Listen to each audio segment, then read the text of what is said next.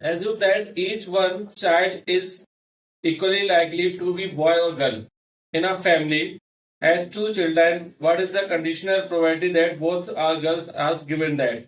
ठीक है, the youngest is a girl. तो पहले अपन पॉसिबिलिटी देखते हैं. टोटल पॉसिबिलिटी क्या है? एक फैमिली है ना, किसी बच्चे ने जन्म लिया है तो उसकी कंडीशन देखना है, एक लड़का है या लड़की. दो बच्चे ने, सॉरी दो है ना, टू चाइल्ड, दो बच्चों ने जन्म लिया है. तो अपन ने मान ली लेट बी बॉय एंड जी अभी गर्ल. माना भाई बी जो है लड़का है और जी जो है लड़की है. ठीक है ना, ये अपन ने मान लिया. तो सैंपल स्पेस क्या हो गया? हो सकता है दोनों लड़के हो,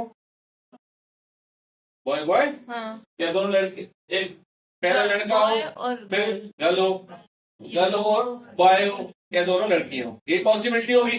इसके अलावा कोई पॉसिबिलिटी है क्या? नहीं. तो टोटल सैंपल स्पेस कितना हुआ बेटा? 4 हो गए. समझ में आया कि नहीं आया? कोई प्रॉब्लम? चलिए अब अपन ने मान लिया ई बोथ चिल्ड्रन आर गर्ल. ये दिया है भाई, गिवन दैट, ये कंडीशनल है भाई कि दोनों जो बच्चे होंगे वो क्या होंगे? गर्ल है ना, लड़कियां हैं. फर्स्ट कंडीशन क्या थी? Youngest children is a girl. Youngest मतलब छोटी जो बच्ची होगी. तो छोटी बच्ची कब होगी वो? जी नहीं, जैसे पहले लड़का हो जाएगा फिर लड़की होगी तो छोटा कहलाएगा ना. अरे जैसे फॉर एग्जाम्पल पहले जो होगा वो बड़ा होगा किससे? जो सेकंड नंबर पे होगा ना. समझ आया कि नहीं आया? आया. तब उस कंडीशन में छोटा होगा ये. तो अपन ने मान लिया ई क्या है, दोनों क्या है? नहीं, ये कितना होगा? 1 हो गया. तो दोनों लड़की आने की प्रोबेबिलिटी क्या होगी? 1/. क्या दिक्कत है? समझ में क्या नहीं आ रहा? बताओ मुझे. बोलना क्या चाह रहा है, बताना क्या है? बोलना ये चाह रहा है कि भाई एक फैमिली है जिसमें 2 बच्चों ने जन्म लिया है. है ना? अब 2 बच्चे जन्म ले रहे हैं. हो सकता है दोनों लड़के हो या दोनों लड़कियां हो, एक लड़का हो एक लड़की हो, या एक लड़की हो एक लड़का हो. ये चारों केस बन रहा है कि नहीं बनेगा? ये तो बन रहा है. ये अपने लिखा. ठीक है. अब उसने ऊपर क्या लिखा है? कंडीशनल में क्या लिखा है? Given that the conditional probability both are girl. दोनों क्या होना चाहिए? गर्ल. लड़कियां होनी चाहिए. ये आपको दिया है. ठीक है ना. अब प्रोबेबिलिटी निकालनी है कि भाई जो लड़की है वो छोटी होगी तो उसकी प्रायिकता क्या होगी. फर्स्ट पॉइंट में दिया है the youngest is a girl. सबसे छोटा बच्चा लड़की. उसकी प्रायिकता निकालनी है आपको, प्रोबेबिलिटी. ठीक है. आगे समझो क्वेश्चन. तो अपन ने लिखा जी गिवन है. भाई अपन ने मान लिया बोथ चिल्ड्रन आर गर्ल, दोनों लड़कियां होंगी. तो उसका केस क्या होगा बेटा? जी जी. क्या छोटा बड़ा से मतलब नहीं, दोनों लड़की है वो. ठीक है. तो उसका क्या हो गया आपका? 1/4 आ गया. अब अपन ने जो क्वेश्चन में गिवन है ना, गिवन दैट, ये फर्स्ट पार्ट सॉल्व कर रहे हैं अपन. ये अपन फर्स्ट पार्ट सॉल्व कर रहे हैं. समझो जरा. अपन ने माना the youngest girl child is girl. जो भी देखो जन्म लेगा वो छोटा होगा, वो भी लड़की है. तो सकता है पहले लड़का हो, बॉय और गर्ल और गर्ल. ठीक है ना? समझा कि नहीं है? पहले लड़का होगा फिर लड़की, तो छोटी क्या लगेगी लड़की. पहले ये वाली लड़की होगी बड़ी होगी तो इससे दूसरी जो लड़की हुई वो छोटी होगी. तो ये पॉसिबिलिटी यही बनेगी ना आपकी. तो टोटल कितने हो गए आपके? 2. हिल रहा है कौन? है ना, 2 हो गए ना. तो उसकी प्रोबेबिलिटी क्या हो गई? 2/4.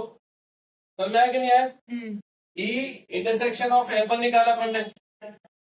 दोनों में क्या कॉमन है इनका? Girl.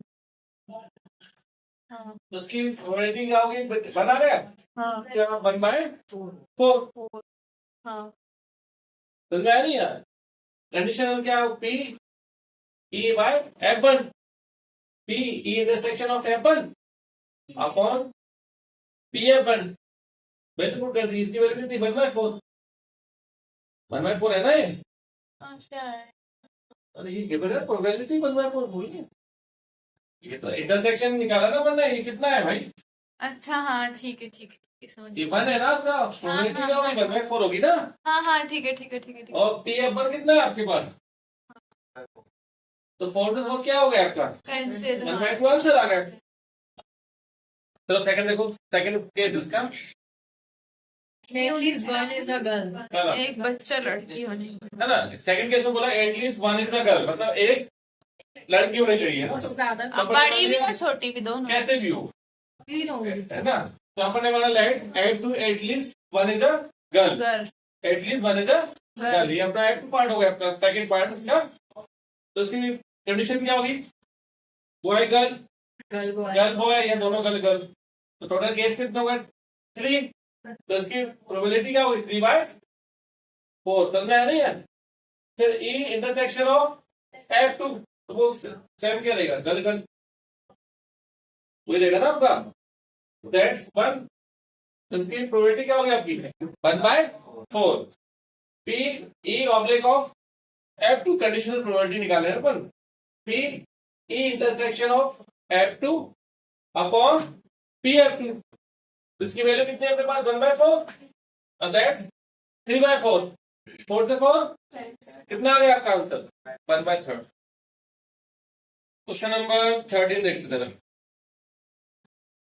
Total number of questions ये है।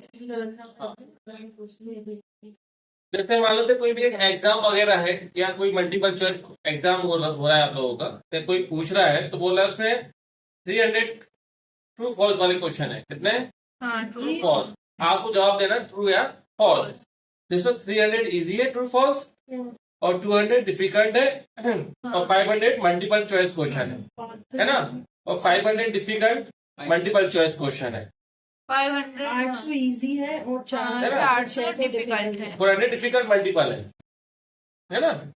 Question, if a question is selected random from the question bank, what is the probability that the will be easy question given that. यदि आपको पास इजी क्वेश्चन आपको दिए जाए, है ना, तो प्रोबेबिलिटी कैसे दिए जाए आपको, इजी क्वेश्चन दिए जाए, तो what is the probability of multiple choice question. तो मल्टीपल चॉइस क्वेश्चन की प्रोबेबिलिटी क्या होगी, तो कंडीशन हो गया ना, क्या भाई आपको जो क्वेश्चन मिलेंगे वो कैसे मिलेंगे, इजी होंगे, लेकिन वो कैसे दिए जाएंगे, मल्टीपल के फॉर्म में दिए जाएंगे। तो उसके आपको क्या निकालना है, प्रोबेबिलिटी निकालना है। समझ में आ रहा है, कोई डाउट। तो 300 कैसे क्वेश्चन है, इजी। 200 कैसे है, डिफिकल्ट। 200 कैसे है, डिफिकल्ट। फिर 500, इसमें काला काला गंदा दिखता है। फिर 500 कैसे बेटा, इजी मल्टीपल चॉइस क्वेश्चन। फिर 400 कैसे, डिफिकल्ट मल्टीपल चॉइस क्वेश्चन।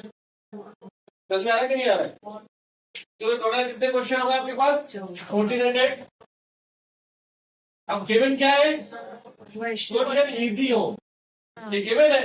हाँ क्वेश्चन कैसे हो, इजी। ये गिवन है। हाँ क्या निकालना है, क्योंकि मल्टीपल चॉइस क्वेश्चन हो, हाँ यानी ई और बाय एफ आपने फाइंड करना है। ये समझ में आ गया। कंडीशन प्रोबेबिलिटी ये होती है ना, आपको एक चीज दी जाए तो दूसरी आपको निकालना है। गिवन में क्या है आपका, मल्टीपल चॉइस क्वेश्चन, तो गिवन में होगा तो ऐसा लिखते ना उसको, ई फाइंड क्या करना है आपको, मल्टीपल चॉइस क्वेश्चन, तो अपन में क्या है कॉम्प्लेक्स में एफ आएगा, ये आपको फाइंड करना है। समझ आया कि नहीं आया, कोई डाउट तो नहीं है ना, ये आपको पोर्शन फाइंड करना है। तो एन ही कितना होगा, 500 प्लस 300 थोड़े कितने हो गए, 800 क्यों 5 प्लस 3 को लिए क्वेश्चन कैसे हो, इजी। अब उन्होंने ये नहीं बोला कि भाई डिफिकल्ट इजी हो, मल्टीपल वाले इजी हो, इजी क्वेश्चन हो। तो ये 300 भी इजी क्वेश्चन है, और मल्टीपल चॉइस भी इजी क्वेश्चन है। टोटल कितने हो गए, 800 हो गए। तो इसकी प्रोबेबिलिटी क्या होगी बेटा, 800/1400। पर इसकी आवश्यकता नहीं है, फिर मैंने लिख लिया है, इसकी जरूरत नहीं पड़ेगी अपन को। ठीक है, समझ आएगा नहीं है। अब सेकंड में अपन क्या निकालना है, question is multiple choice question. Question कैसे होना चाहिए, डिफिकल्ट और इजी से मतलब नहीं है, इससे मल्टीपल हो। मल्टीपल क्वेश्चन कितने हैं, 500 और 400 टोटल कितने हो गए, 900 तो उसकी पॉसिबिलिटी क्या हो गई, 900 अपॉन 1400। कोई को डाउट लग रहा है क्या,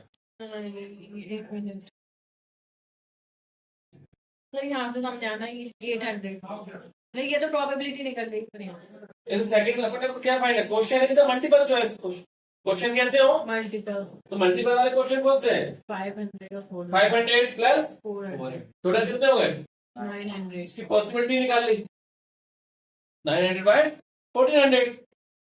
अब दोनों में कॉमन क्या है, इसमें भी इजी क्वेश्चन है, देखो ये 500 ये ना easy question, easy question multiple, और इसमें भी कौन से easy question, easy easy question है ना ये, और ये भी इजी क्वेश्चन 500 ठीक है। ये आपको कॉमन हो गया ना। हाँ ठीक है सर में, सर पर इधर इसमें तो 300 इजी है और 500 इजी है, हाँ तो फिर इंटरसेक्शन कैसे निकलेगा? क्यों, ये देखो ना ई के पास क्या अपना, 500 इजी बोल रहे हैं आप? हाँ इसके भी कितने, 500 सही तो लिखा। ठीक है। ठीक है सर में, मेरे को ये समझ आ रहा है कि ट्रू फॉल्स में इजी और उसमें इजी। सिर्फ इजी क्वेश्चन है बहुत, हाँ। तो उसकी पॉसिबिलिटी क्या होगी 500 बाय 1400, ठीक है समझ में आया ना। Possibility of E by F, तो P E intersection of F upon P F, तो इसकी वैल्यू क्या है आपके पास 500 अपॉन 1400, पी एफ कितना अपने पास 900 बाय 1400, 1400 से 1400 कैंसिल। 500 अपॉन, तो 0 से 0 क्या हो गया कैंसिल, तो आंसर क्या आ गया 5/9, 2 डाइस आर, चलो 29। चलो है ना, 2 5 से फेंक रहे हैं, जो आउटकम होना चाहिए क्या होना चाहिए डिफरेंट होना चाहिए, अलग अलग भिन्न है ना, different. Find the probability that the sum of the outcome on the dice is 4, यानी 4 आना चाहिए ना, उसके आपको क्या निकालना है प्रोबेबिलिटी निकालना है। हाँ। अंकों का योग कितना होना चाहिए 4, तो 2 डाइस आर 0, तो टोटल सैंपल स्पेस कितना होगा बेटा 36, हाँ 6 स्क्वायर 36 हो गया ना, हाँ। अपने लेफ्ट में ई गेटिंग सम ऑफ 4 है ना, या कोई भी नहीं हाँ। फाइंड क्या करता है गेटिंग डिफरेंट आउटकम्स होता है। है ना, different outcomes of the dice, तो सम ऑफ द 4 क्या होगा 1 3 3 1 और 2 2, इनको प्लस करें 4 आएगा ना, ये होगा हाँ 1 हाँ, ये 3 भी होगा। 3 1 और 2 2, 4 हो गया 3/36। अब अपने पास एफ क्या है डिफरेंट नंबर है, डिफरेंट आउटकम्स, डिफरेंट मतलब सेम डिजिट नहीं होना चाहिए, 1 1 नहीं होगा, 2 2 3 3 4 4 5 5, 6 हटा देंगे। हाँ तो 1 2 1 3 1 4 1 5 1 6 2 1 2 3 2 4 2 5 2 6 3 1 3 2 3 3 नहीं लेना है, 3 4 3 5 3 6, हाँ सेम वो प्रोडक्ट कितनी पॉसिबिलिटी हो गई 30 हो गई आपकी, तो 30 है ना, तो इसकी पॉसिबिलिटी क्या होगी प्रोबेबिलिटी 30/36। अब कॉमन क्या है इसमें बेटा, एक तो आएगा 3 1 हाँ 3 है, और एक 1 3, 2 नहीं आएगा। हाँ तो ई इंटरसेक्शन ऑफ है 1 3 और 3 1, 2 हो गया ये, हाँ। है ना सर, तो प्रोबेबिलिटी क्या होगी 2/36 36। हो गया आपका, हाँ। तो P E by F, P E intersection of F upon P F, इसकी वैल्यू क्या है 2/36, और ये कितना 30/36, तो 36 से 36 क्या हो गया आपका कैंसिल हो गया है ना, सर मुझे हाँ डिवाइड आएगा 1/50 हो जाएगा।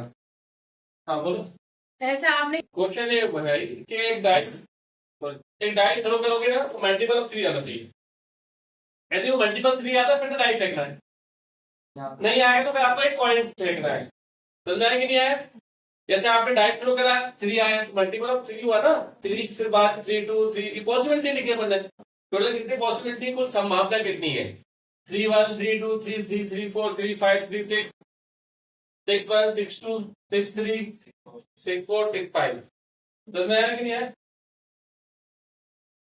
डाउट।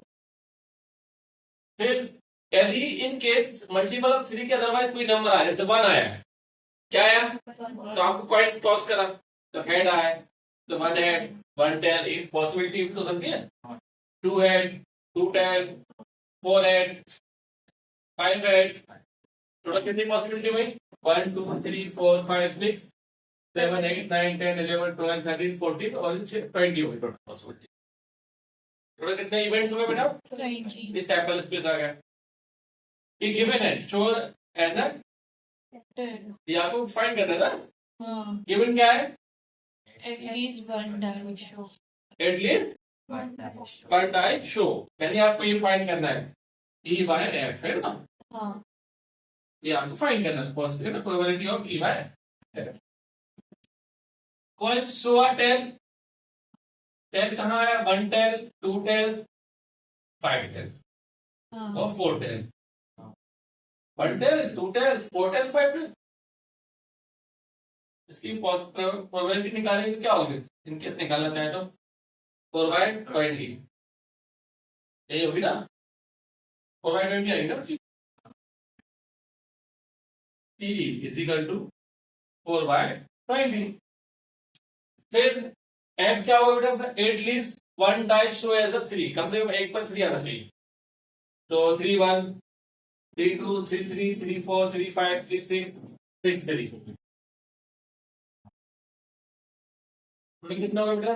7। उसकी पॉसिबिलिटी क्या हो गई? 7/20. दोनों में इंटरसेक्शन निकाला, कुछ भी नहीं है जब कॉमन, तो 0 हो गया।